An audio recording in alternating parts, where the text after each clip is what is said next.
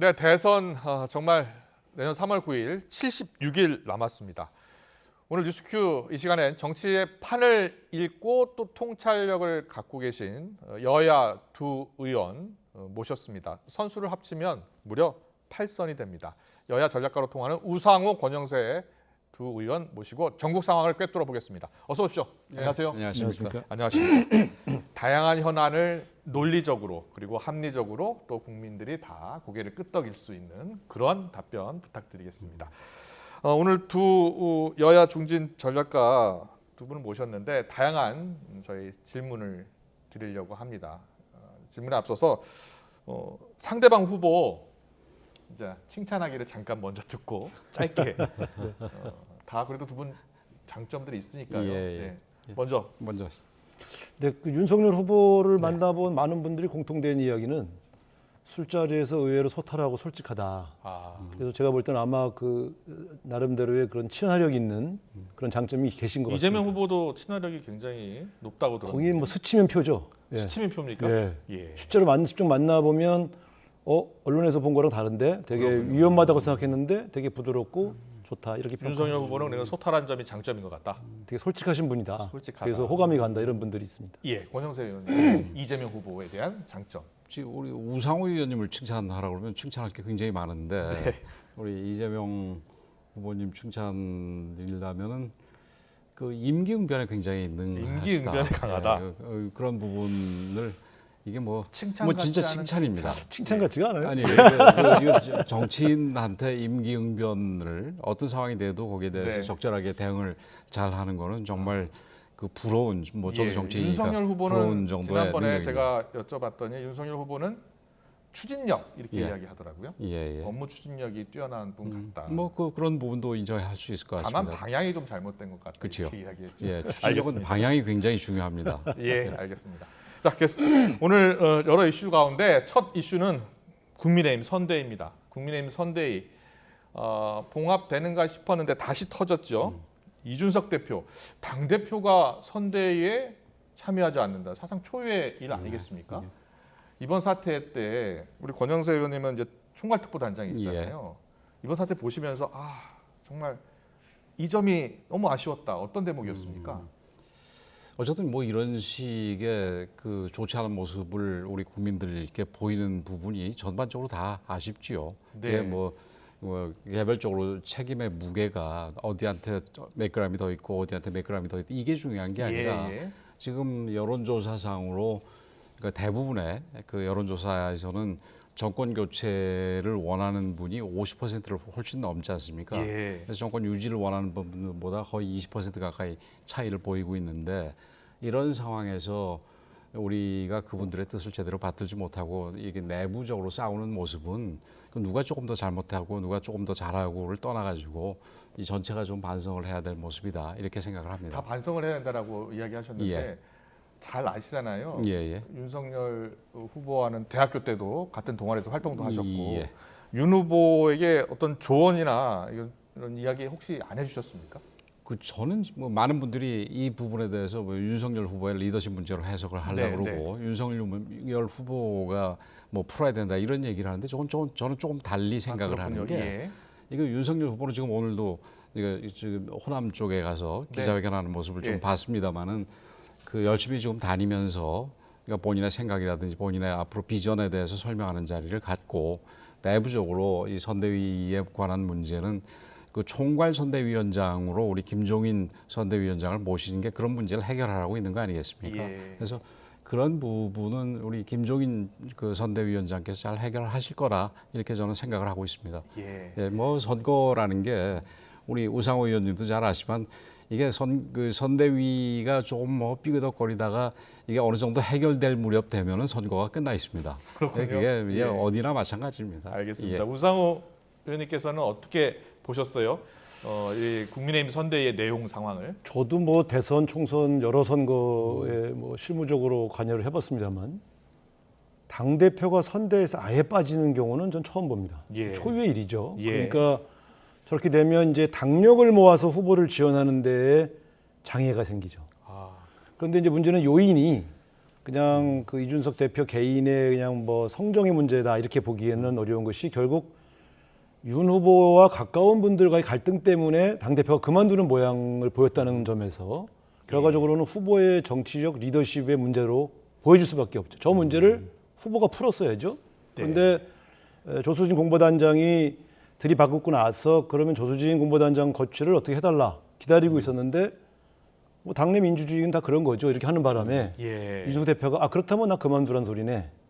물론 당 대표가 이준석이냐 조수진이냐 선택하라 이렇게 접근하는 것도 모양은 저는 참 안 좋다고 봅니다만 그 발언에 대해서 상당히 이준석 대표가 실망했던 것 같더라고요. 결과적으로는 윤 후보가 이 문제를 정리해주지 않았기 때문에 윤 후보의 리더십 문제로 보여지는 것이죠. 그렇군요. 윤 후보의 리더십 문제다. 윤 후보가 정리를 좀 해줬어야 되는 것 아니냐. 결과적으로는 이준석 대표도 잃고 조수진 공보단장도 결국은 그만두지 않았습니까? 네. 뭐 이렇다고 보기에는 좀 그렇고요. 아까 그래서 그렇게 생각하고 말씀하시는 분들이 많지만 사실은 이건 윤석열 후보의 리더십 문제로 치환할 부분이 아니라 이거는 선대위 자체에서 해결할 문제라고 제가 미리 김종인 선대위원장이 할 것을 믿는다라고 이야기해 주셨죠. 미리 말씀을 드렸는데 오늘 뭐 제가 이준석 대표도 잠깐 만났습니다만은 그 이준석 대표도 지금 뭐 그 이 선대 기구에서만 빠진다 뿐이지 선거 운동 자체에 대해서는 뭐 같이 할 생각을 하고 있으니까 그 부분에 대해서 물론 뭐 초유의 일입니다. 그 대표가 선대위 기구에서 빠지는 것 자체는 아마 뭐 그게 아예 선거 운동을 내팽겨치고 아무것도 안 한다 이런 식으로 해석하는 거는 그런 것 같지는 희망사항이란 모를까? 이준석 대표도 아닌 것 같습니다. 윤 후보가 부탁하면 돕겠다라고 이야기를 했고요. 그렇습니다. 오늘 라디오 인터뷰 보니까 이준석 대표가 윤석열 후보가 김종인 위원장에게 정권을 줬다면 아마 선대위를 해체하고 다시 짰을 것이다. 하지만 그것을 하지 못했다 이렇게 이야기하더라고요. 뭐 그건 이준석 대표의 해석인데. 그렇군요. 근데 지금 아마 김종인 총괄선대위원장께서도 지금 선대위에 지금 뭐 약간의 문제점을 어떻게 해결해야 되는지 고민을 많이 하셨을 텐데 지금 전체적으로 봐가지고는 뭐 기구의 문제라기보다는 그 내부를 좀 정리를 해서 가는 거가 필요하다 이렇게 판단을 하신 것 같아요. 내부를 정리한다. 지금 윤핵관 이야기 또 나오는데요. 윤석열 후보와 가까운 핵심 관계자 이 윤핵관과 관련해서 이준석 대표가 선대위 참여를 안 하는 장제원 의원을 딱 겨냥해서 장제원 의원이 자신도 모르는 일을 줄줄줄 얘기한다. 그래서 본인이 이제 할 수 있는 일이 없다고 판단했기 때문에 선대위에서 내려오기로 했다 이렇게 이야기했거든요. 혹시 내부가 그렇게 좀 돌아가고 있는 측면이 있었습니까? 글쎄 뭐 저는 핵관이 아니라서 잘 모르겠습니다만은 아마 이준석 대표는 그렇게 평가를 한 모양입니다. 그래서 나가서 이렇게 얘기하는데 좀 아쉬움이 있지요. 이런 부분들 같은 경우는 개인적으로 좀 불만스럽고 못마땅한 부분이 있더라도 이렇게 안에서 조금 다 이거를 해결했으면 하는 생각이 있는데 이게 뭐 좀 아쉬움이 많이 있습니다. 알겠습니다. 민주당은 이미 한 차례 어려움을 겪었어요. 사실 메모드급 선대위 어디에 누가 있는지도 잘 모르는 엄청난 선대위가 일단 거의 해체된 수준이죠. 그렇습니다. 완전히 그 슬림화해가지고 기동성을 살려놨죠. 그래서 우상호 덕분에 의원이 저도 이제 그만뒀습니다만 지금 그러면은 아무 직책도 맡고 계시지 않습니까? 지금은 오히려 이제 재선 중심의 본부장들 6명이 후보와 당 대표를 중심으로 긴밀하게 의논하고 끌고 가고 있는 그런 상황입니다. 그렇군요. 알겠습니다. 계속해서 대장동 핵심 김문기 처장의 죽음과 관련한 이야기 또 나눠보겠습니다. 김문기 성남도시개발공사 개발 1처장 안타깝게 실체 발견이 됐죠. 그런데 이재명 후보의 해명이 논란이 되고 있습니다. 이재명 후보가 성남시장 시절에 몰랐다 이렇게 인터뷰에서 얘기했는데 그 전에 같이 다녔던 그리고 같이 이 해외 시찰 갔었던 사진들이 잇따라 공개되면서 진짜 몰랐나 이런 생각이 들게 만들고 있습니다. 우상호 위원님께 여쭙겠습니다. 지금 저희 사진을 지금 국민의힘 쪽에서 추가 사진을 공개했는데요. 저게 2015년 1월 그러니까 대장동 사업자 선정 2달 전입니다. 2015년 1월 6일부터 16일까지 이재명 성남시장을 단장으로 선진 사례 시찰을 했고요. 10박 11일 동안 11명인가요? 12명이 호주, 뉴질랜드를 방문했습니다. 그런데 이재명 시장이 정말 몰랐을까요? 먼저 저는 이제 이분을 알았냐 몰랐냐의 논란 이전에 이렇게 불행하게 숨지신 분들의 죽음을 상대 후보 공격의 수단으로 활용하는 것은 좀 되게 비정하다 이런 생각이 들고요. 일단 이게 가족들도 있고 그런데 끊임없이 이분들이 거론되는 것이 바람직하냐 하는 이제 더 이상의 문제는 제가 꼭 좀 제기를 하고 싶고요. 저도 과거에 이제 국회의원을 하면서 여러 번의 외유를 하게 되면 국회에 실무진이 따라오는 경우가 있고 또 산하기관에 실무진이 따라오는 경우가 있습니다. 그러면 이런 경우는 사실 이름까지 기억하고 그 사람이 누구다 정확하게 기억하기가 좀 어렵죠. 그러니까 몰랐다고 하면 거짓말이고 알았다고 해도 정확하지 않은 얘기일 수 있는 것이죠. 그런 측면에서 본다면 의심하는 분들은 대단히 친하기 때문에 해외를 같이 가지 않았느냐 이렇게 하겠지만 어느 실무진을 데려갈 거냐의 결정을 시장이 하는 게 아니고 그 산하기관장이나 산하기관에 대동하는 분이 자기가 데려갈 사람을 선발하는 과정이기 때문에 이것은 어떤 것이 뭐 옳았냐 그러냐보다 그럴 수 있다. 저는 그렇게 해석하는 게 맞을 것 같습니다. 가령 제가 저랑 같이 한 30차례 제가 국회의원하면서 나갔는데 그때마다 같이 가서 사진 찍은 분들 이름을 내가 다 외우고 있을까요? 그건 거의 불가능하죠. 그런 측면에서 얼굴 보고 아 그때 그 사람이 그 사람이야? 이럴 수는 있어도 그 함께 여행한 사람을 다 왜 기억을 못하냐라고 하는 질문은 또 과도할 수 있죠. 권영세 의원님 어떻게 생각하세요?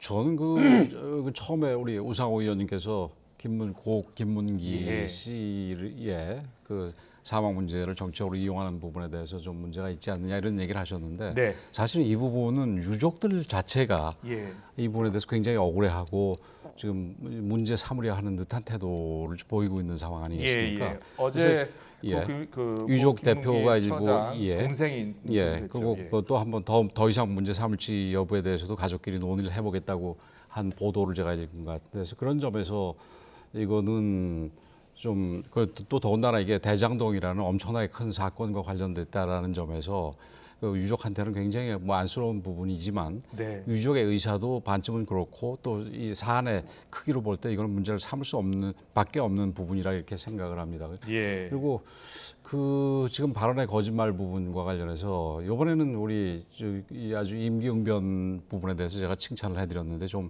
임기응변이 제대로 되지 않은 것 같습니다. 옛날에 우상호 의원님도 잘 아시겠습니다만은 우리 전신정당에서 총리 후보가 당시에 박연차 후보를 모른다고 그랬다가 박연차 후보랑 같이 사진 찍은 게 나오는 바람에 박연차 회장, 박연차 회장이죠. 그 자진 사퇴를 당했던 그런 적이 있었습니다. 그리고 지금 뭐 선발할 때야 그 사실 지금 뭐 본인이 선발하는 거가 아닐 수도 있겠지만 외국에 가서 한 10박 정도 가까이 긴 기간을 갔다 같이 가게 되면은 자연스럽게 기억을 하게 됩니다. 그리고 이게 그 뒤에도 대장동과 관련해 가지고 여러 가지 일을 같이 했는데 몰랐다는 얘기는 그거는 사실이 아니죠. 이거는 보통 이제 저런 수사를 받다가 이재명 후보가 조금 실수한 것 같습니다. 사망하시는 경우가 가끔 있지 않습니까? 되게 불행한 일인데요. 그럴 때마다 정치권에서 제일 먼저 거론하는 것은 혹시 과잉 수사는 없었나? 예를 들면 군 수사를 받다가 사망하시는 분도 있고 검찰의 수사를 받다가 사망하시는 분도 있고 경찰 수사를 받다 사망하시는 분이 있으면 보통은 정치권에서 시작을 이렇게 합니다. 혹시 수사 과정에 과잉한 건 없느냐? 이분의 인권이 훼손된 건 없느냐? 이렇게 시작을 하죠. 그런데 저는 그런 측면에서 본다면 저는 시작은 그렇게 하고 그 다음에 또 다른 문제 의혹 제기를 하는 것이 바람직하다 이렇게 근데 그분이 좀 의미가 있는 게 지금 통상적인 경우에 검찰에서 조사받다가 돌아가시는 경우가 자살해서 돌아가시는 경우가 생기면은 검찰의 과잉 수사 부분이 먼저 문제가 됩니다. 그러나 이분 같은 경우는 그 부분은 어디 가버리고 바로 그 유족들도 뭐 정권과 정부에 대해서 그 좀 비판적인 얘기를 했지 않습니까? 그런 걸 보더라도 이 부분은 연의 사건과는 좀 다른 만큼 요거는 좀 문제가 돼야 된다 이렇게 생각이 불행한 됩니다. 일을 겪은 분에 이 불행한 죽음의 책임이 후보에게 있는 것처럼 만드시는 것은 좋은 선거운동 방식은 아니에요. 그분 뭐 지금 선거운동 때문에 그런 게 아니라 진실을 밝히자라는 얘기고요. 그 부분에 대해서는 우리가 충분히 돌아가신 분과 유족들의 어떤 명예와 그 명예 감정에 대해서는 우리가 존중을 하면서 진행을 할 필요가 있다고 봅니다.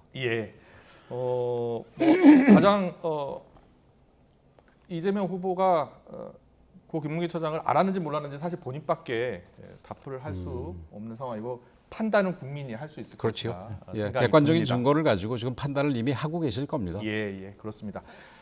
그런데 이렇게 이재명 후보 대장동 의혹에 대해서 어제 언론 인터뷰에서 이렇게 이야기했습니다. 대장동 정말 이런 표현을 하면 좀 그런데 한마디로 솔직히 좀 미치겠다 이렇게 표현을 하면서 빨리 해서 확실하게 전모를 특검을 밝히는 게 낫겠다.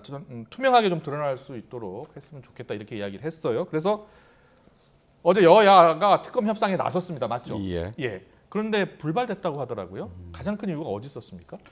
아무래도 우리 후보가 특검을 받겠다고 해서 특검으로 가는 과정에서 아무래도 우리 지지층이 있고 여론이 있는 거 아니겠습니까? 예. 그러면 우리 후보만 관련된 특검을 할 수는 없으니 윤석열 후보와 관련된 특검, 소위 쌍특검이죠. 네. 그걸 받는다 그러면 진행하자. 그랬군요. 이렇게 했는데 이재명 후보에 대한 특검만 진행해야 된다고 주장을 하다 보니 결국 무산됐죠. 예. 그거는 우리 우상호 근데 의원님이 어쨌든 제가 볼 때는 지금 특검을 구성해서 법을 통과시키고 구성하고 뭐 수사하다 보면 선거 전에 진상이 다 드러나는 것은 거의 불가능하지 않겠습니까? 예. 그런 점에서는 저는 개인적으로 우리 후보는 특검을 받자고 주장하지만 네. 현실적으로 그 특검의 실효성이 있느냐? 저는 별로 가능성이 약하다고 봅니다. 네. 혹시 교수님 쪽에서는 협상이 왜 무산된 것으로 알고 우상호 있습니까? 의원님 얘기 생각이나 말씀하고 좀 다른데 우선 특검이라는 게 어떤 지지자들의 의사를 존중하기 위해서 하는 게 아니라 객관적인 진실을 밝히기 위해서 특검을 하는 거죠. 윤석열 후보에게 쏟아지는 의혹도 많으니까. 예, 제가 얘기를 하겠습니다. 검찰에서 수사를 통해서 진실이 밝혀지기 어려운 경우에 이제 특검을 하자는 거지. 이게 뭐 어느 뒤에 있는 우리 지지자들을 생각해서 하는 건 아니라는 말씀을 분명하게 좀 말씀을 드리고 싶고, 그 뭐 저기 윤석열 후보 부분에 대해서도 하자라는 부분도 뭐 얼마 처음에는 저기 우리가 거부를 했었습니다만은 그 부분도 얼마든지 하자 해서 처음에 고발 사주 하자 그래서 그것도 오케이. 그 다음에 또 다른 문제가 뭐였죠? 부산저축은행 그 부분을 또 이제 조건으로 걸어가지고 그 부분도 오케이 하니까 이제는 뭐 또 딴 얘기를 하고 있어요. 계속해서 지금 그 특검은 후보는 하자 그러놓고 난 다음에 실제 협상단에 나온 사람들은 특검장에 그 협상장에서 특검 관련해서 새로운 얘기 우리가 받으면 또 딴 얘기하고 받으면 또 딴 얘기하고 이렇게 있단 말입니다. 그래서 이거는 특검을 뭔가 이렇게 피하고 역할 분담을 해서 하나는 하자 그러고 하나는 피하고 이런 식으로 좀 이렇게 저기 계획하고 나온 거 아닌가 이런 정도의 생각이 들 정도입니다. 예. 우상호 의원님은 원내대표도 지내시고 이게 지금 대선이 76일 남았는데 특검이 대선 전에 시작될 수 있을까요? 합의 볼 수 있을까요? 불가능하다. 네, 저는 이제 원내대표 하면서 특검 협상도 해봤고 또 다양한 이제 여야 합의를 만들어 봤습니다만 실질적으로 정치적으로 뭐라고 주장하는가와 무관하게 협상 테이블에 앉은 두 원내대표의 생각은 분명히 다른 것 같습니다. 그런데 여야 모두 사실 지금 검찰 수사에 대해서 다 못마땅하게 생각하는 건 맞잖아요. 진실이 밝혀지지 않고 있다. 예, 그렇죠. 여야 모두 같은 생각 아닙니까? 그런데 이 진실을 알지 못한 상태에서 우리 국민들은 그럼 투표를 해야 되는 그런 상황이 오고. 예, 그럼 특검을 그래서 해야지요. 예. 70일 내에 다 미처 밝혀지지 않는 한이 있더라도 해야 된다고 저는 생각합니다. 아니, 그러니까 저는 특검을 할 거냐 말 거냐의 저희 개인 주장을 물어보신다면 저는 특검 하자는 입장입니다. 그런데 정치를 오래 해본 사람의 경험으로 볼 때 현실성이 있느냐라고 물어보시면 저는 저쪽 지지층은 이재명 특검을 하자고 하고 우리 지지층은 윤석열 특검을 하자고 하는데 과연 이렇게 해서 이 유력한 유력한 두 후보를 다 특검으로 갖다 붙여놓고 선거를 치르면 진실도 규명되지 않은 상황에서 선거를 치르는 건 마찬가지예요. 이런 건 어떻습니까? 국민의당과 정의당이 그렇다면 국민의당, 정의당 이 두 정당이 함께 추진을 해서 쌍특검하는 건 어떻게 했느냐? 이렇게 뭐 어느 당이 해도 마찬가지고 그다음에 지금 저기 뭐 이 자막이 계속 지금 제 말은 안 나오고 그 저 우리 당에서는 이재명 후보만 특검을 하자는 것처럼 나오는데 아까 얘기했듯이 우리 당 뭐 윤석열 후보의 고발 사주권부터 부산저축은행 것까지 다 같이 하자는 겁니다. 근데 그럼에도 불구하고 그 얘기를 하면 또 피하고 또 다른 얘기를 해서 지금 특검이 안 되는 거기 때문에 저희 이거는 기자들도 뭐가 진실인지 모를 정도입니다. 왜냐하면 만나면 다 한다고 하는데 만나고 나서는 또 안 되는 이유를 서로 상대당에 돌리니까요. 아니요, 그거는 지금 우리 사회자께서 좀 정한 게 우선 자막도 이거는 자막이요? 자, 자막이 잘못됐다니까 자막을 좀 고쳐주세요. 예, 네, 우리 자막도 권영세 지금, 의원님께서 예. 말씀하신 대로 모두 포함해서 특검하자는. 그렇죠. 그렇죠. 예, 예. 지금 소위 쌍특검이라고 얘기한 부분에 대해서 고발 사주도 하자 그래서 그거 받으니까 또 그다음에는 무슨 뭐 부산저축은행 하자 그래가지고 예, 그랬죠. 그것도 다 받자고 부산에 얘기를 저축은행도 하자고요. 예 하자 그랬지요. 예. 하자 그러니까 이번에 뭐 또 딴 얘기하고 그다음에 이번에 딴 얘기 어떤 얘기했습니까? 그러니까 여당이 우선 윤 여당에서는 후보 배우자, 장모 예, 뭐. 의혹까지 포함하자 이런. 본인들 얘기 하다가 그거 다 받으니까 예. 그것도 딴 얘기하는 거거든 문제고. 알겠습니다. 특검 자체도 이 상설특검으로 하자는 얘기는 그 상설특검은 사실은 그 여당과 정부에 가까운 분이 임명이 되게 돼 있거든요 예. 구조상으로. 예. 그걸 뭐 그러려면 그냥 검찰에서 그냥 하지 뭐하러 특검을 합니까? 아. 근데 그걸 얘기를 하다 보니까 지금 특검 협상이 진행이 안 되는 부분인데 네. 마치 이거는 둘 다 잘못한 것처럼 가는 거는 이건 좀 문제가 있습니다. 이건 그렇군요. 분명하게 이거는 예. 여당 쪽에 특검이 진행되지 않는 부분에 있어서는 책임이 있다라는 부분을 제가 여당 저라도 쪽에 짚어두겠습니다. 더 큰 책임이 있다라고 이야기하고 계십니다. 예. 저 윤호중 원내대표 협상하고 나온 다음에 얘기 들었어요. 네. 뭐 저렇게 말씀하시는 거는 이제 국민들한테 그렇게 말씀하시기 위해서 하시는 거고 예. 실제 협상 내용에 구체로 들어가면 이견이 너무 많다 이거예요. 예. 그러니까 저도 원내대표를 해봤기 때문에 예. 협상장에 있어본 사람이 아니면 협상 내용에 대해서 잘 알기 어렵습니다. 이게 지금 저기 두 협상 대표들을 아예 언론에다 내놓고 공개적인 장소에서 협상을 좀 시켜야 생중계로. 되겠. 그래야 될 것 같습니다. 그 협상 내용을 생중계로 한번 예. 보여주는 게 어떻겠느냐, 국민들이 속속들이 알 수 있도록 그렇게 가능하면 추진했으면 좋겠습니다. 뭐저 불가능할 리도 없을 것 같습니다. 그리고 예. 최소한 요새 유튜브도 있고 하니까 여기에 가능할 수 있을 원내대표를 것 같은데. 불러가지고 예. 지금 조건들이 뭐냐를 갖다가 얘기를 시킬 수도 있는 거 아니겠습니까? 네네네. 저는 뭐 저희가 한번 추진해 보겠습니다. 예, 한번 해보십시오. 예. 저도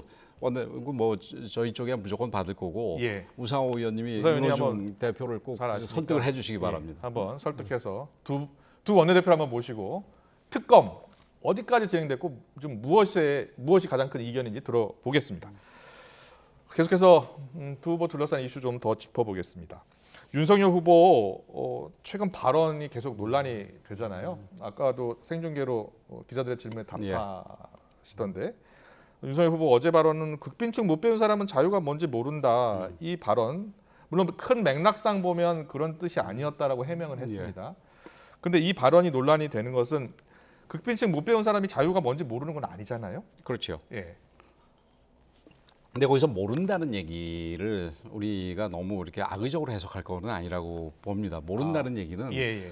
그 극빈층이나 못 배운 사람들 같은 경우는 자유를 누릴 수가 없다. 누리기가 누릴 수- 어려운 환경이다. 예, 누릴 수가 없다 사실상. 그래서 그런 부분에서 그러니까 누릴 수가 없으니까 모른다 이런 취지로 얘기를 하는 건데 예. 그 본인의 취지가 그런 취지로 얘기하는 걸 분명히 알면서도 그 부분을 마치 그러니까 빈곤층이라든지 저학력층을 폄훼하는 것처럼 하는 거는 좀 문제가 있다고 보고요.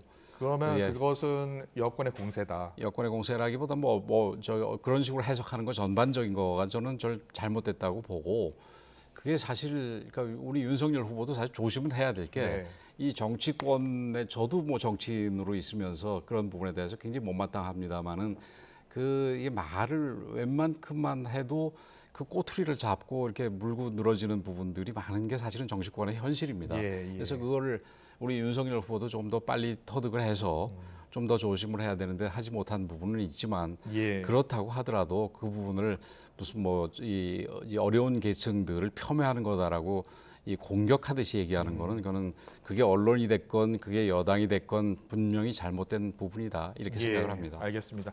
하실 말씀 있을 것 같은데. 예. 아니 윤석열 후보가 만약에 과거에 이러저런 실언이 없었다면 뭐 또 실수를 가볍게 받아줄 수도 있죠. 그러나 네. 이 실언과 망언이 반복되면 그건 이분의 철학이라고 볼 수밖에 없어요. 예. 그래서 저는 보면서 어떻게 가난하고 못 배운 사람들은 자유를 모르거나 향유할 줄 모른다. 요거 필요로 하지도 않는다는 표현은 취지가 무엇이든 간에 예. 정치 지도자의 발언은 그 발언을 듣는 사람들에게는 상처가 될 수가 있어요. 그런 네. 측면에서 매우 신중해야 되거든요. 예, 그러니까 칼에 찔린 상처는 시간이 지나면 아무는데 네. 이 말에 찔린 상처는 평생 가는 겁니다. 그런 측면에서 정치인의 언어가 특히 대선 후보가 예. 대선 시기에 하는 말이 얼마나 신중해야 되는가에 대해서 한번 지적을 해주고 싶고요. 근데 예. 반복되고 있기 때문에 이건 이분의 철학이 아니냐. 그래서 이분에게는 가난한 자, 부자, 아까 뭐 편을 우리 문재인 정부가 갈랐다고 그러는데 예. 이분 머릿속에서는 부자와 잘 배운 사람들에게는 대한 생각과 예. 가난하고 배우지 못한 사람에 대한 판단의 차이가 있는 것 같아요. 예. 이게 반복되거든. 그래서 저는 이 문제는 좀 상당히 심각한 발언이다. 그래서 제가 볼 때 그다 오늘 또 말씀하신 게 우리 민주화 운동은 해외에서 수입된 이념에 사로잡힌 것이다. 이렇게 말씀하시는데 저도 과거 민주화 운동했던 사람이고 네. 또 국민의힘 안에도 민주화 운동했던 분들이 많이 계세요. 그럼 뭐 그분들도 다 수입산입니까? 그러니까 저는 보면서 어떻게 얘기를 이렇게 규정을 하고 단정을 할 때 상처들이 받는 거거든요. 예. 그런 측면에서 기본적으로 이 문제에 대해서는 반복되고 있다 매일. 그런 측면에서 이건 국민들에게 사과해야 할 발언이다. 그냥 취지를 왜 이해해주지 못하냐, 왜 곡학하느냐 이렇게만 넘어갈 문제는 아닌 것 같습니다. 네. 그 선거철이 되니까 아주 합리적인 우리 우상호 의원님도 약간의 갈라치기를 하시려고 그러는 것 같은데 그러니까 말을 좀 더 이렇게 분명하게 했으면 하는 아쉬움은 틀림없이 있습니다. 근데 뭐 네. 지금 오늘 아까 사상 부분 관련해서도 아마 뭐 제가 윤석열 후보 본인이 아니니까 모르겠습니다만은 막스주의라든지 예. 아니면은 당시에 뭐 우상호 의원님도 잘 아시지만 해방신학이라든지 이런 외국에서 수입된 생각들이 우리 운동권 일부를 지배하고 있었던 부분 이걸 염두에 두고 얘기한 것이 아닌가 이렇게 되고 예. 이 생각이 수입산이란 얘기지 우리 운동권이 다 수입산이 되는 건 아니지요. 앞서 해명을 잠깐 들어봤더니 민주화 운동 수입됐다는 의미는 아니다. 그렇죠. 이렇게 해명을 그렇죠. 했습니다. 운동권에 의해서 발목을 잡힌 부분을 이야기한 것이다라는 해명을 했고요. 이슈가 좀 더 있어서 한 이슈 넘어갈게요. 지난주까지만 해도 두 후보 모두 가족 리스크로 곤혹을 치렀습니다. 이재명 후보 같은 경우에는 아들 상습 도박 의혹 그리고 성매매 의혹이 터졌는데요. 일단 이재명 후보는 또 본인 잘못이다 그리고 사과드린다고 고개를 숙였습니다. 이 후보의 대처에 대해서는 우상호 의원은 어떻게 평가하세요?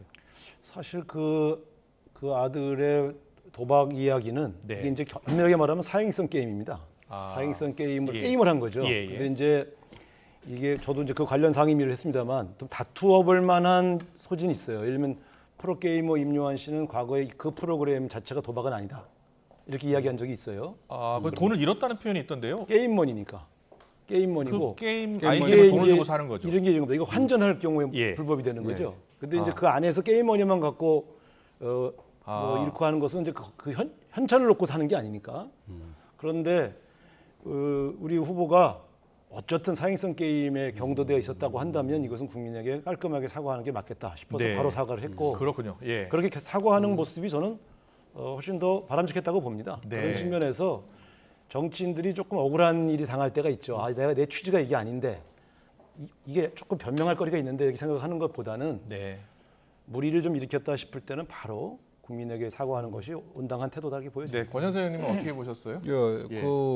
이재명 후보가 바로 사과한 부분은 뭐 저는 잘했다고 생각을 합니다. 근데 이제 아까 그 게임 머니고 그걸 환전을 했을 때나 돈이 되기 때문에 그게 도박이 아니다라는 얘기는 그건 법률적인 측면에서는 받아들일 수 없는 얘기고요. 얼마든지 그게 환금성이 있다면은 그건 도박입니다. 네. 윤석열 후보 이야기 해볼게요. 윤석열 후보는 이제 김건희 씨 학력 위조 논란이 있었습니다. 그런데 이제 윤 후보가 이 문제와 함께 여러 이제 언론을 통해서 공약 이야기 좀 했고요. 그러면서 김건희 씨가 원래 등판할 생각이 없었다 이렇게 말을 했거든요. 근데 대선을 앞두고 글쎄요 배우자가 한 번도 안 나온다. 국민들 입장에서는 배우자도 보고 판단해야 되는 게 맞지 않을까요? 어떻게 보세요? 당연히 고려 요소가 되겠죠. 그리고 지금 그 등판 계획이 없었다라는 얘기가 구체적인 계획이 아직 만들어지지 않았다는 얘기지. 제가 그 잘은 모릅니다만은 앞으로 전혀 나오지 않겠다 이런 얘기는 저는 이런 얘기를 바로 해석하는 거는 조금 성급한 게 아닌가 이렇게 생각을 합니다. 그러면 선거 전에 한번 이제 언론을 통해서 공개 활동 하실 것 같습니까? 제가 볼 때는 그냥 이거는 근거를 가지고 하는 게 추측입니다만은 아까 우리 사회자께서도 말씀하셨듯이 배우자가 그 아예 없으면 모를까 그게 이 박원순 시장 과거 그 박원순 시장 후보의 배우자처럼 전혀 안 나왔던 경우는 좀 이상한 경우고 통상적인 경우는 안 나온 적이 없었던 만큼 나오지 않겠냐, 네. 자연스럽게 나오지 않겠냐 이렇게 생각을 한다는 말씀 정도를 드릴 수 있을 것 같습니다. 알겠습니다. 우상호 의원님은 하신 말씀 있으세요? 글쎄 한때는 윤석열 후보가 정치는 패밀리 비즈니스다 이렇게까지 얘기하셨던 분이 아, 김건희 여사 문제가 굉장히 화제가 되고 좀 불리해지니까 원래 등판 계획 없었다 이렇게 얘기하신 거는 말을 바꾸신 거죠. 그런 예. 측면에서 본다면 불리해지니까 저렇게 말씀하시지만 저 사안이 조금 잠잠해지면 또 활용 계획을 세우겠죠. 네. 어쨌든 제가 볼 땐 영부인 되실 자격이 있는 분들의 활동을 아예 공개하지 않는 것, 네, 그건 정치 선거에서는 비정상적인 것입니다. 네, 알겠습니다. 시청자 여러분 어떻게 보셨습니까? 여야의 전력가이기지만 또 4선 의원입니다. 우상호 의원, 권영세 의원 합하면 8선입니다. 두 분이 워낙 그 논리적이고 그리고 국민들이 납득할 수 있는 이런 논거로 이야기를 해주셔서 참 오늘 토론은 의미도 있었고 잘 들었습니다. 또 앞으로 2주 뒤에 또 뵙도록 하겠습니다. 우상호, 권영세 의원과 함께했습니다. 잘 들었습니다. 예, 고맙습니다. 감사합니다. 감사합니다.